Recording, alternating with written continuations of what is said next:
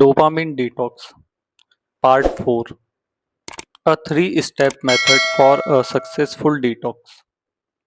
In this section, we will go over a simple three-step method to help you perform a successful dopamine detox. Step 1, identify your biggest distractions. The first step to implementing an effective dopamine detox is to identify your biggest temptations and distractions. To do so, take a pen and a sheet of paper, or use your action guide and create two columns, cans and can'ts. In the first column, write down all the activities you will allow yourself to engage in. For instance, it might be going for a walk, journaling, working on a project, or reading books. In the second column, write down all the things you must avoid doing during your dopamine detox. For instance, it might be watching YouTube, checking your email, or using social media. To help you do this, ask yourself the following questions. If I stopped doing only one thing, which one could increase my focus and boost my productivity the most dramatically? What other activities do I need to avoid in order to help me increase my focus most significantly?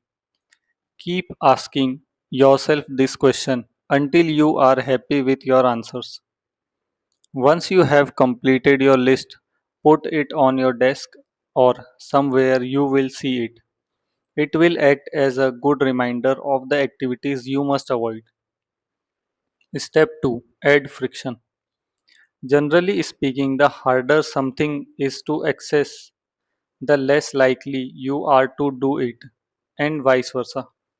This is why you must redesign your environment to make undesirable behaviors more difficult to engage in while making more desirable behaviors easier to conduct. Look at the habits or activities you want to eliminate and ask yourself how you could add friction. The more friction, the better. For instance, if your phone is your biggest distraction, remove all notifications and put it on airplane mode. Or even better, switch it off and put it in a separate room. If Facebook is your biggest distraction, remove as many notifications as you can or use applications such as Newsfeed Eradicator, a Google Chrome extension. If you spend hours watching YouTube videos, install DFTube on your Google Chrome navigator or find a similar app for your internet browser. This will remove all the suggestions and notifications, then only watch videos that serve a specific purpose. Adding friction might sound overly simple, but it works. This is because as humans, we are fundamentally lazy. We hate wasting energy unless we are forced to. If you need to go to another room to grab your phone, friction 1, and also need to turn it on, friction 2, you are less likely to do it for a while. After I put my internet modem in my storage room to get it back, I need to leave my apartment, friction 1. Take the elevator to the descent 4 floors, friction 2. Open 4 doors, friction 3, 4, 5, and 6 to reach my modem and repeat the actions in reverse, friction 7 to 12. This is a great deal of friction. Since I spent energy to take my modem to the storage room in the first place, my mind resisted getting it back right away. This could be a great waste of energy, which my mind doesn't like. The bottom line is the more difficult you make it to engage in unwanted behaviors, the better. Conversely, make your desired behaviors as frictionless as possible. For instance, to facilitate writing in the morning, I avoid checking my phone or emails and leave my word processor open. Then I often put on relaxing music and use a timer. I like to do 45-minute work sessions. By doing so, I have removed friction and obtained the buy in from my mind. It wouldn't make sense if I suddenly stopped the music, pause the timer, and move on to another activity. My mind would see it as a waste of energy. Of course, I may still procrastinate, but removing friction and creating a simple routine reduces the chances of me doing so. Your turn now. How could you add friction to eliminate unwanted behaviors? Look at your list of can'ts. Next to each of them, write down specific things you could do to add friction. Then look at your list of cans and write down things you could do to eliminate friction. Remember, your mind is lazy. Use this to your advantage. Step 3. Start first thing in the morning. The third and the final step is simply to get started. I recommend you start first thing in the morning before becoming overly simulated. I have noticed that if I check my phone or access the internet upon waking up, I will probably become distracted. I also recommend you create a morning routine to help you start your day on a positive note and with a strong focus. Over the long term, a simple morning routine can make a massive difference in your life. What about you? What's the first thing you do when you wake up? Does this help you remain calm and focused? Or does it lead you to feel overstimulated and result in procrastination? To establish your morning routine, write down 2 or 3 simple things you could do each morning. You will use these activities to kickstart your dopamine detox and hopefully you will stick to the routine over the long term. Remember that the routine should deepen your focus rather than simulate you. For instance, you could meditate, stretch, listen to some relaxation music, write down your goals for the day, write down 3 things you are grateful for, or repeat positive affirmations.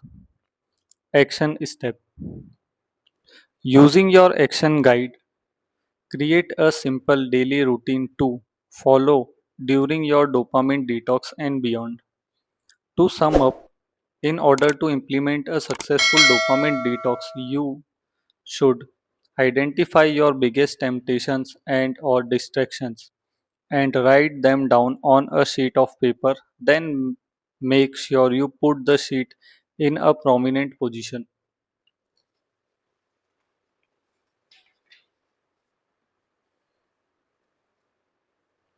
Make unwanted behaviors harder to engage in by adding friction. Make desired behaviors easier to engage by in reducing friction. Implement a simple morning routine to calm your mind and start your day with a low level of simulation. Now, decide whether you want to do a 48-hour, a 24-hour, or a partial detox. Then identify the main sources of simulation you will eliminate as you go through your detox. For the 48-hour and 24-hour detox, try removing most, if not all, sources of simulation. Stay away from the internet, refrain from gambling, avoid watching TV, stop playing video games, eat light meals free of sugar and processed food, turn off your phone, and so on. For the partial detox, strive to remove your biggest source of distraction. Tips to make the most of your dopamine detox. Below are a few tips that will help you maximize the benefits you will obtain from your dopamine detox. Take notes. During your dopamine detox, I encourage you to take notes if you feel restless. Write it down. If you experience an urge to check your phone or to watch videos, write this down too. That way, you will be able to identify your biggest source of simulation and learn more about the way your brain works. Reflect on your life. When we are constantly busy and overstimulated, we sometimes fail to take a step back. We can't see the forest from the trees. Use your dopamine detox as a way to zoom out. To do so, reflect on your goals. What goals are you pursuing? Are they the right ones for you? Are you making progress towards them each day? And if you keep doing what you are doing, will you reach them? Assess how you are using your time. Are you being truly productive each day? Do you spend time on things that matter? Which activities or projects do you really need to focus on? Which ones do you want to stop doing? Self reflect. Are you where you want to be in life? What inner work could you do to improve yourself? Solve your problems. If you have any problem or worries, write them down alongside potential solutions. Just putting your thoughts on paper can help you decluster your mind and gain clarity. This is because it's difficult to address thoughts that stay in your mind. You tend to ruminate on them. On the other hand, writing them down makes them more concrete. It helps clarifying your thinking. By giving words to your thoughts or worries, you can address them more easily. I encourage you to take a pen and a sheet of paper and answer the questions above. In the absence of highly simulating activities, you will be calmer and more relaxed, and this in turn will allow you to develop greater insight. More generally speaking, dedicating time to thinking each week can make a major difference in your life. It can prevent you making big mistakes and save you a great deal of time and energy. Therefore, refuse to let busyness be an excuse to avoid reflecting on your life. Identify your fears. Finally, our never ending search for simulation is often an attempt to hide our fears. Being busy enables us to avoid having to face unpleasant feelings and scary truths about ourselves. Thus, if you notice certain disempowering thoughts or underlying fears, write them down too. Thank you.